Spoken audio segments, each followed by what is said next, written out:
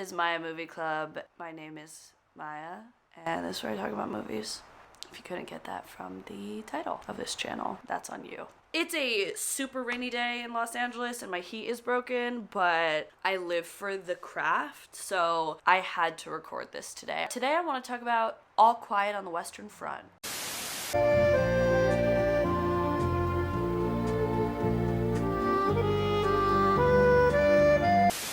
This movie ruined my life. I walked into this theater being like, I don't like war movies. And generally speaking, that is true. However, this movie was impeccable. One might say perfect. And one might say one of the best movies I've ever seen. One might say that. I didn't say it, but like one might. I saw this in the middle of a gorgeous LA day, unlike today, with my brother. We literally were like, it's a stunning day. Should we go for a hike or should we go see this 2.5 hour long German World War I movie? It's 2:30 p.m. Guess which one we chose? I walked into this movie wearing eyeliner and left with it all over my face. I looked like Robert Pattinson in The Batman. No, it wasn't from crying. I can't remember the last time a movie made me cry. It's because I literally was like, the atrocities of man, you know what I mean? Over and over again, I was just like, oh, fuck. The acting, the lead actor, it was his first movie. He was so amazing. Okay, now I'm gonna cry. He was incredible. There are some people who are just born for the camera.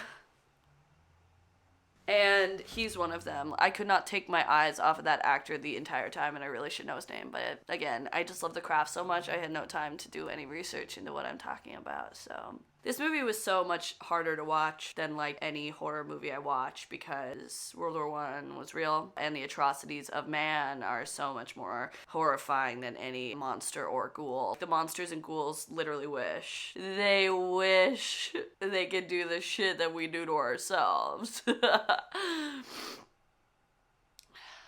This movie was long. I will say it did feel long, but that's not necessarily a bad thing. Like, yes, do I have really bad ADHD? Absolutely. Was I writing comedy sketches during this film? Sometimes. It wasn't its fault. It's my fault. The lights came up and my brother and I looked at each other and we were just like,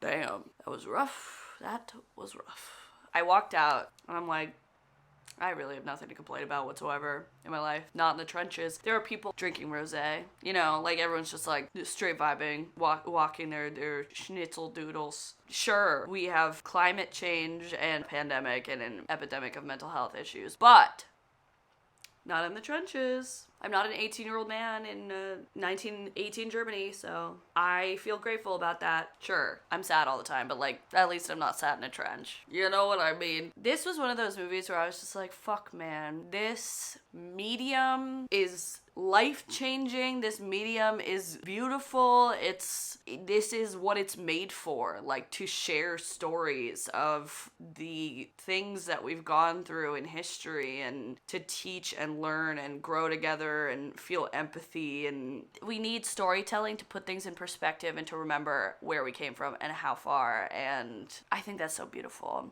So, I don't know. Do I like war movies now? Maybe. Yes, it did ruin the rest of my day. And I saw this movie a week and a half or 2 weeks ago, and I have not stopped thinking about it. Like, people said that Skinamarink stayed with them. Like, truly, shut the fuck up. But also, this movie stays with you. It sits with you. It, like, weaseled its way into my core, and now I can't stop thinking about World War I when I'm at, like, a kickback darty. I'm hanging out with the girls, and all of a sudden I'm like, wow.